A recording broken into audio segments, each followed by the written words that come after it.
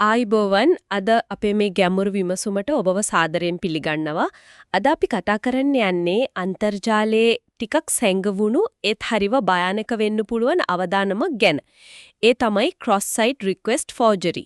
සමහර විට අහලා ඇති CSRF කියලා අපිට මේ ගැන අධ්‍යයන සටහන් වගේම දේශන සටහන් කිහිපයක්වත් ලැබිලා තියෙනවා. ඉතින් අද අපි බලමු මේ මූලාශ්‍රය ඇසුරෙන් CSRF කියන්නේ මොකක්ද? ඒක වැඩ කරන්නේ කොහොමද? මොන වගේ බලපෑම්ද වෙන්න පුළුවන් සහ වැදගත්ම දේ කොහොමද මේකෙන් ආරක්ෂා වෙන්නේ කියලා. හිතන්නකෝ ඔබ නිතරම පාවිච්චි කරන විශ්වාස කරන සයිට් එකක් ඔබටත් හොරෙන් ඔබ දන්නෙත් නැතුව ඔබ වෙනුවෙන් මොකක් හරි කරනවා කියලා දැනගත්තොත් අන්න ඒ වගේ දෙයක් තමයි CSRF ප්‍රහාරයකදී වෙන්න පුළුවන්. හරියටම හරි. ඇත්තටම මේක අර වෙබ් අඩවියයි පරිශීලකයයි අතර තියෙන විශ්වාසය. අන්න ඒක අනිසි විදියට පාවිච්චි කරන එකක්. වෙබ් අඩවිය හිතනව ඉල්ලීම කරන්නේ නියම පරිශීලකයා කියලා. හැබැයි නෑ ඒක පිටිපස්සේ ඉන්නේ වෙන කෙනෙක්. හරි. එතකොට මූලික අදහස් නම් පැහැදිලි. අපි හිනම් මුලින් ඉඳන්ම පටන් ගමු. සරලවම කියන්නකෝ මොකක්ද මේ CSRF කියන දුර්වලතාවය? CSRF සමහර වෙලාවට ඒකට සෙෂන් රයිඩින් කියලාත් කියනවා නේද? ඉතින් මේක වෙබ් ආරක්ෂණයේදී හමු වෙන අර පොදු දුර්වලතාවයක්. මේකෙදි වෙන්නේ කවුරු හරි වෙබ්සයිට් එකකට ලොග් වෙලා ඉන්නවනම්, ඒ කියන්නේ ඔතෙන්ටිකේටඩ් වෙලා ඉන්න වෙලාවක එයාව රවට්ටනවා. රවට්ටලා එයා බලාපොරොත්තු නොවුන අනිෂ්ට රික්වෙස්ට් එකක් ඒ සයිට් එක හරහා යවනවා. ඒ කිව්වේ වෙබ් අඩවිය හිතන්නේ ඒ රික්වෙස්ට් එක එන්නේ නියම පරිශීලකයාගෙන්මයි කියලාද? ඒ කොහොමද හැම වෙන්නේ? බ්‍රවුසරේ සම්බන්ධ දෙයක්ද? ඕ ඒක තමයි මූලිකම කාරණය. වෙබ් අඩවි වැඩ කරන්නේ කොහොමද? ඒවා පරිශීලකයාගේ වෙබ් බ්‍රවුසරේ ගැන යම් විශ්වාසයක් තියාගෙන ඉන්නේ මොකද? ඔබ සයිට් එකට ලොග් වුණාම ඔබේ අනන්‍යතාවය තහවුරු කරන දේවල් තියෙනුනේ අර session credentials, විශේෂයෙන්ම session cookies. ඒවා බ්‍රවුසර් එකේ සේව් වෙනවා. ඉතින් ඔබ ඒ සයිට් එකට රික්වෙස්ට් එකක් යවන්න හැම වෙලාවෙකම බ්‍රවුසරේ ඔටෝමැටිකලි අර cookies ටිකත් අමුණලා යවනවා.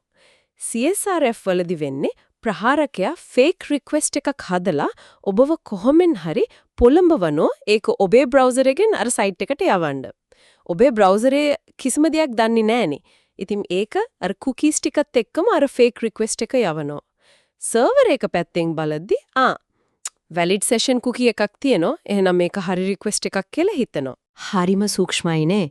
ඒ කියන්නේ අර සාමාන්‍ය ක්‍රියාවලියම තමයි අනිසි විදියට පාවිච්චි කරන්නේ. එතකොට මේක හරියටම සිද්ධ වෙන ස්ටෙප්ස් ටික පැහැදිලි කරන්න පුළුවන්ද? හරි. ප්‍රධාන පියවර 4ක් වගේ තියෙනවා. එක ඉල්ලීම හදන්න එක. ඒ කියන්නේ forging the request.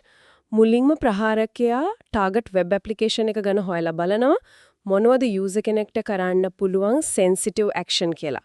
උදාහරණයක් විදිහට email address එක වෙනස් කරන එක, බඩු ගන්න එක, බැංකුවකින් සල්ලි transfer කරන එක වගේ. ඊට පස්සේ හරියටම ඒ action එක කරන HTTP request එකක් එයා හදනවා. ඒක URL එකක් වෙන්න පුළුවන්, HTML form data වෙන්න පුළුවන්. දෙක වින්දිතයම රවට්ටන එක. tricking the victim. දැන් අර හදපු fake request එක victim ගේ browser එකෙන් යවන්න ක්‍රමයක් හොයාගන්න ඕනේ. ඉතින් social engineering තමයි පාවිච්චි කරන්නේ. අර request එක link එකක හරි image එකක හරි auto submit වෙන form එකක හරි හංගලා victim ට යවනවා. සමහර විට email එකකින් එන්න පුළුවන්, site එකක comment එකකින්, chat එකකින් එන්න පුළුවන්. ඒ කියන්නේ රික්වෙස්ට් එක හදලා ඒක ක්ලික් කරවන්න හරි ලෝඩ් කරවන්න හරි වික්ටිම්ව පොළඹනලා. ඊළඟට තුන්වෙනි පියවර තමයි ව්‍යාජ ඉල්ලීම යැවීම. sending the forged request. වැදගත්ම දේ මේක වැඩ කරන්න නම් victim මේ වෙලාවේ අර target site එකට log වෙලා ඉන්න ඕනේ. ඉතින් victim අර link එක click කළොත් හරි අර අනිෂ්ට page එක load කළොත් එයාගේ browser එක කිසිම පැකිලීමක් නැහැ. අර fake request එක තමන් ළඟ තියෙන session cookies ටිකත් එක්කම target server එකට යවනවා. 4. server එකෙන් පිළිගැනීම. server acceptance. server එකට request එක එනවා බලනවා. victim ගේ හරි session cookie එක පියනවා. server එකට ක්‍රමයක් නැහැ මේක victim දැනුවත් කරාද නැද්ද කියලා හොයන්න හරියට CSRF protection එකක් දාලා නැත්තම්. ඉතින් server එක ඒක නියම request එකක් කියලා බාර ගන්නවා. අර request එකේ තිබුණු action එක කරනවා. සල්ලි transfer කරන එක වගේ. victim මේ මුකුත් දන්නේ නැහැ. ඒ කියන්නේ යූසර් එකේ පැත්තෙන් කිසිම වරදක් වෙන්නේ නැහැ. එයාගේ බ්‍රවුසර් එකේ තියෙන අර විශ්වාසයම තමයි පාවිච්චි කරන්නේ. ඒකයි මේක භයානක. මේ වගේ එකක් සාර්ථක වුණොත් මොනවද වෙන්න පුළුවන් බලපෑම්? ප්‍රතිවිපාක මොනවද? ඒක ඇත්තටම වෙබ් ඇප්ලිකේෂන් එක මොකක්ද කියන එක මත ගොඩාක් වෙනස් වෙනවා. පොඩි දෙයක ඉඳන් ලොකු දෙයකටම යන්න පුළුවන්. එකක් තමයි ගිණුම් සැකසුම් වෙනස් කරන එක. යූසර්ගේ ඊමේල්, පාස්වර්ඩ්, ෆෝන් නම්බර් වගේ දේවල් වෙනස් කරන්න පුළුවන්. එහෙම වුණොත් account එකේ control එකම attack එකට ගන්න පුළුවන්. account takeover කියන්නේ ඒකද. අනවසර ක්‍රියා කරන්න පුළුවන්. බඩු ඕඩර් කරනවා, social media එකකේ post දානවා, vote කරනවා වගේ දේවල් යූසර්ට හොරෙන්. ඊළඟට මූල්‍යමය පාඩු. online banking වලින් සල්ලි transfer කරන එක, stock market එකේ ගනුදෙනු කරන එක, මේවයින් සල්ලි නැති වෙන්න පුරුවන්. දත්ත විනාශ කරන එක. යූසර්ගේ වැදගත් දේවල් delete කරන්න, වෙනස් කරන්න පුරුවන්. හිතුවට වඩා ගොඩක් දරුණුයිනේ. account එක නැති වෙන එක, සල්ලි නැති වෙන එක වගේ දේවල් එක්ක බලද්දී මේක සැහැල්ලුවෙන් ගන්න බෑ. අර අපේ notes වල තිබුණා නේද? තව භයානක ප්‍රතිඵලයක් privilege escalation වගේ. ඔව් ඒක තමයි සමහර වෙලාවට දරුණුම දේ වෙන්න පුළුවන්. හිතන්නකෝ victim සාමාන්‍ය user කෙනෙක් නෙවෙයි site එකේ admin කෙනෙක් කියලා. එයාට ගොඩක් permissions තියෙනවා. එයාට CSRF attack එක කරලා එයාගේ permissions පාවිච්චි කරලා සමහර විට attackerට පුළුවන් වෙන users ලගේ accounts control කරන්න, නැත්නම් මුළු system එකේම settings වෙනස් කරන්න, sensitive data හොරකම් කරන්න, ඒ වගේ දරුණු දේවල් කරන්න පාර කැපෙනවා. හයි. එතකොට ප්‍රහාරය වැඩ කරන විදිහයි ඒක බලපෑමයි පැහැදිලි. දැන් ක්‍රම දෙක ගැන කතා කරමු. අපේ මූලාශ්‍රවල තිබුණා get request, post request දෙකම පාවිච්චි කරනවා කියලා. මොකන්ද මේ දෙකේ වෙනස? attackerට ක්‍රම දෙකම පාවිච්චි කරන්න පුළුවන්. ඒක target application එක කොහොමද හදලා තියෙන්නේ කියන එක මත රඳා පවතිනවා. get පාදක CSRF වලදී fake request එක URL එකේම කොටසක් විදිහට යනවා. query parameters විදිහට. get request සාමාන්‍යයෙන් දත්ත ගන්නනේ පාවිච්චි කරන්නේ retrieve කරන්න. ඒත් සමහර applications වැරදියට හරි state changing actions වලට get පාවිච්චි කරනවා. උදාහරණයක් විදිහට delete user.id equals to 123 වගේ. attacker කරන්නේ අන්න ඒ වගේ URL එකක් හදනවා transfer.to equals to attacker and amount equals to 100 වගේ. ඊට පස්සේ ඒක ඒ ටැග් එකක href එකට හරි image ටැග් එකක src එකට හරි දාලා victimව ඒක load කරවන්න සලස්වනවා. අර කලින් කිව්වා වගේ. href equals http banking.com transfer.to account a2 equals to attacker a and amount equals to 100 free gift. Click here. victim log වෙලා ඉන්නකොට click කළොත් සල්ලි යනවා. අනිත් ක්‍රමය post පාදක CSRF.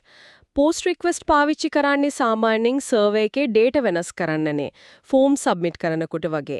ඉතින් මේක get වලට වඩා ආරක්ෂිතයි කියලා හිතුවට CSRF වලින් බේරෙන්නේ ඒක විතරක් මදි.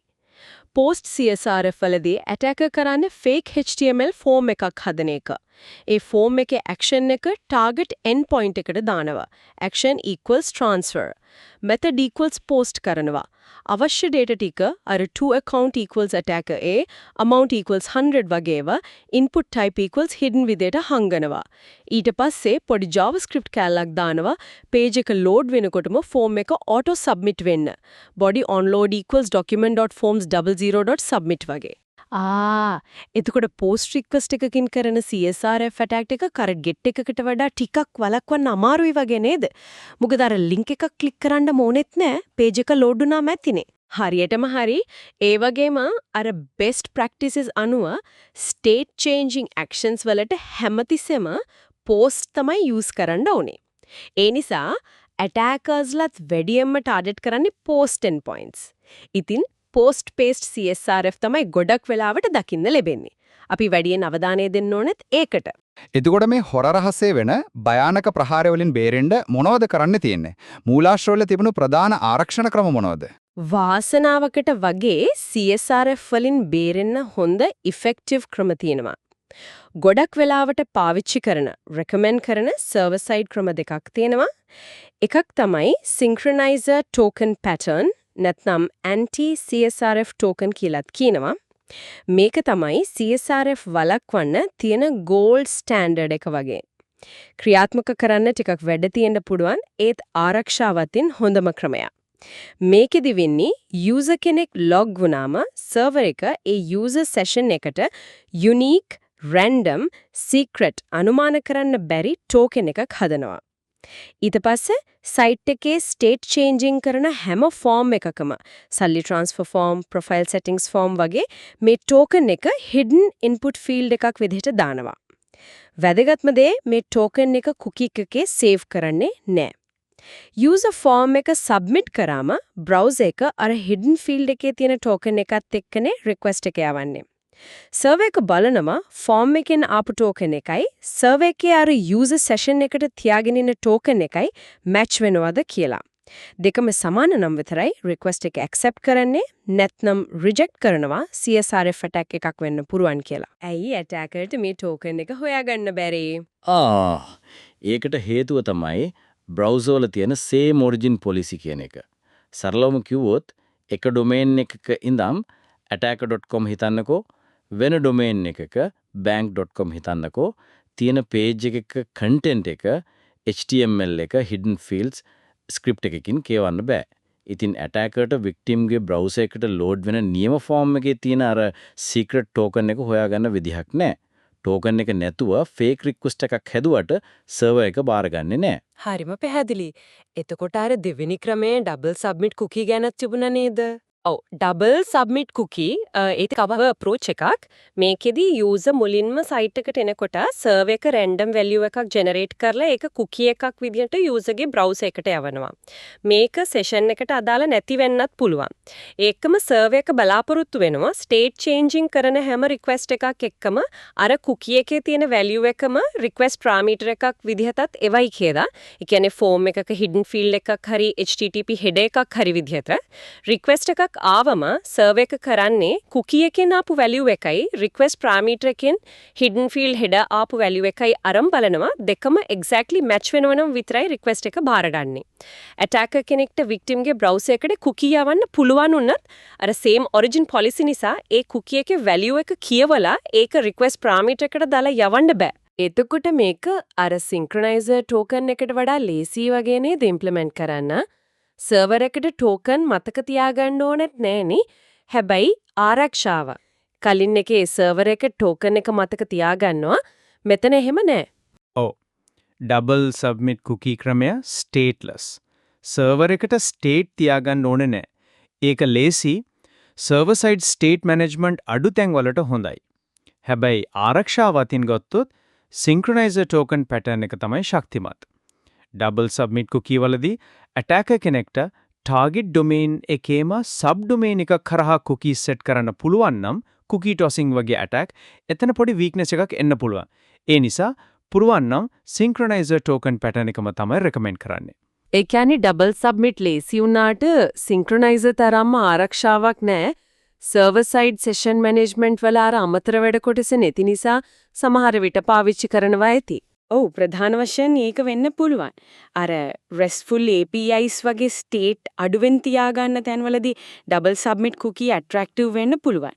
ඒත් රිස්ක් එක ගැන දැනුවත් වෙන්න ඕනි. හරි. දැන් මේ සර්වර් සයිඩ් ආරක්ෂණ ක්‍රම දෙකනේ. මූලාශ්‍රවල same side cookies කියලා දෙයක් ගන්න තිබුණා. ඒක කොහොමද මේකට සම්බන්ධ? ඒකත් සර්වර් එකෙන් කරන දෙයක්ද? නෑ same site කියන්නේ සර්වර් එකෙන් සෙට් කරන ඒත් බ්‍රවුසර් එකෙන් ඉන්ෆෝස් කරන ප්‍රොටෙක්ෂන් එකක්. මේක කුකී එකට දාන අමතර ඇට්‍රිබියුට් එකක්. same site equals කියලා. මේකෙන් බ්‍රවුසර් එකට කියනවා මේ කුකී එක cross site request එක යවන්න දෙපාද කියලා. cross site request එකක් කියන්නේ ඔබ ඉන්න ඩොමේන් එක නෙවෙයි වෙන ඩොමේන් එකකින් එන request එකක්. CSRF attack එකක් කියන්නේත් cross site request එකක් නේ. same site වලට values තුනක් තියෙනවා. same site equals strict. මේක දැම්මොත් කුකී යවන්නේ first party request එක විතරයි. ඒ කියන්නේ ඔබ ඉන්න ඩොමේන් එකේම එන ඒවා. වෙන site එකක link click කරලා ආවත් කුකී යවන්නේ නෑ. CSRF වලට නියම protection එකක්. හැබැයි සමහර විට නියම cross site links වැඩ නොකරන්න පුළුවන්. user experience එකට පොඩ්ඩක් බලපාන්න පුළුවන්. same site equals lax. මේක තමයි දැන් ගොඩක් modern browsers වල default එක. මේකෙදි top level navigations වලදී user link click කරලා යනවා වගේ get request එකක් නම් cookie යනවා. හැබැයි cross site post request එකවත් image iframe ajax වගේ background cross site request එකවත් cookie යවන්නේ නැහැ. ඉතින් ගොඩක් CSRF attacks විශේෂයෙන් post ඒවා මේකෙන් නවතිනවා usability එකට ලොකු බාධාවක් නැහැ. හොඳ balance එකක්. same site equals none මේකෙන් කියන්නේ first party cross site හැම request එකක් එක්කම cookie යවන්න කියලයි. මේක පාවිච්චි කරන්න ඕනේ cross site වැඩකට අත්‍යවශ්‍යම නම් විතරයි. third party widget එකක් embed කරනවා ලගේ. same site none දානවා නම් අනිවාර්යෙන් secure attribute එකකත් දාන්නම ඕනේ. ඒ කියන්නේ HTTPS වලින් විතරයි cookie යවන්නේ. එනම අර lax default එකෙන්ම CSRF ගොඩක් දුරට අඩු වෙලා ඇති දැන් නේද? ඔව් අනිවාර්යයෙන්ම same site equal lax default වීම web security එකට ලොකු දෙයක්. හැබැයි මතක තියාගන්න ඕනේ මේක browser level defense එකක්. හැම browser එකක්ම එක වගේ implement නොකරන්න පුරුවන්, පරණ browsers වල නැති වෙන්න පුරුවන්. ඒ නිසා same site cookies වලට අමතරව අර කලින් කතා කරපු server side anti CSRF token ක්‍රමයේ වගේ එකක් දාන එක අත්‍යවශ්‍යයි. defense in depth ස්තර කීපයක ආරක්ෂාව තමයි හොඳම දේ. හරි. දැන් අපි මේවා තව ටිකක් පැහැදිලි කරගන්න අර මූලාශ්‍රවල තිබුණු ප්‍රැක්ටිකල් එක්සැම්පල්ස් දෙක බලමු. පළවෙනි එක අර ප්‍රොෆයිල් පික්චර් වෙනස් කරන එක. හිතමු වෙබ් ඇප් එකක් තියෙනවා API update profile endpoint එකට post request එකක් යවලා පික්චර් එක අප්ඩේට් කරන්න පුළුවන්. user ගේ session cookie එක ඕනි ඒත් anti CSRF token නෑ කියලා හිතමු. හරි. දැන් attacker කෙනෙක් අනිෂ්ට වෙබ් page එකක් හදනවා. ඒ page එකට victim අර app එකට log වෙලා ඉන්න කෙනා ආව ගමන් එයාගේ profile picture එක attackerට ඕන එකකට http.attacker.com/eviljpg වගේ වෙනස් වෙන්න හදන්නේ කොහොමද? attackerගේ page එකේ තියෙන්න ඕනේ auto submit වෙන form එකක්. html.body onload documents form 0 submit form action equals https victimsite.com/api/update profile method post form action equals https හිතමු profile picture URL එක යවන්නේ avatar URL parameter එකකින් කියලා. input type hidden name avatar URL value http.attacker.com/eviljpg input type submit value loading user to make a pain පුළුවන් it load විද්දිම submit වෙනවා input type hidden name avatar URL value http form input type hidden name avatar URL value http body victim මේ page එක load කරපු ගමන් form එක submit වෙනවා session cookie එකක් යන නිසා server එක picture එක update කරනවා එතකොට මේක නවත්තන්න synchronizer token pattern එක දාලා අර නියම profile update form එකට එකතු කරන්න ඕන අර චින්න වෙනස මොකද්ද? හරිම පොඩි දෙයයි. නියම site එකේ update form එකට server එකෙන් generate කරපු unique anti-CSRF token එක hidden field එකක් විදිහට දාන්න ඕන.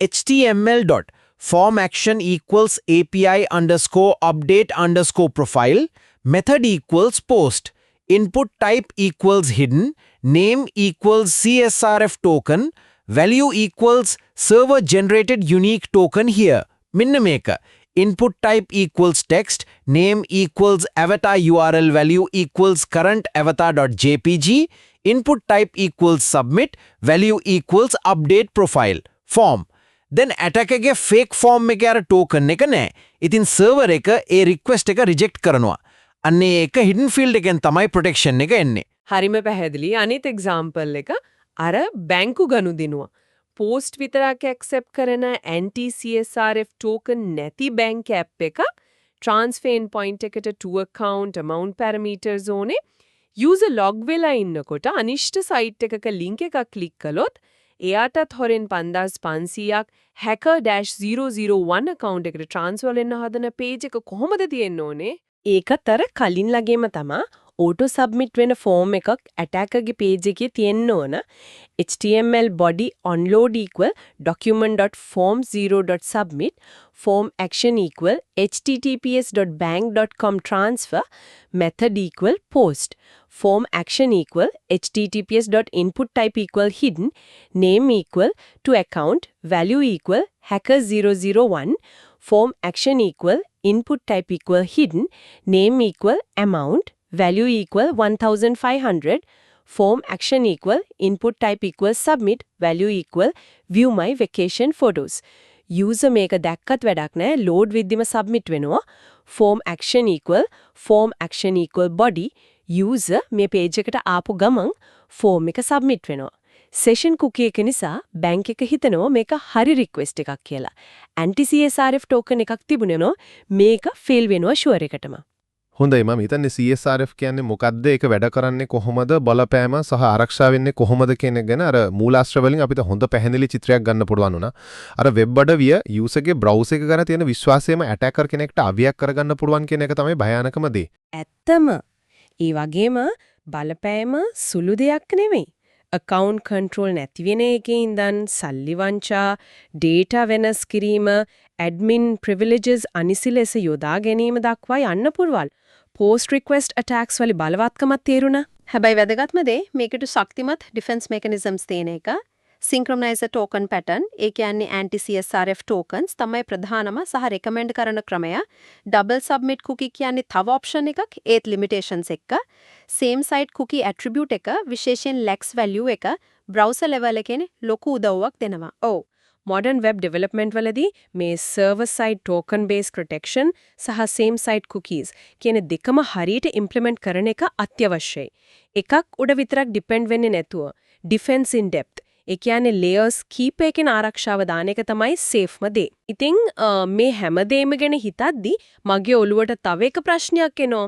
අපි කතා කළා anti CSRF token එක same origin policy නිසා attacker-ට වෙන site එකකින් දැන් කියවන්න බෑ කියලා. ඒක හරි.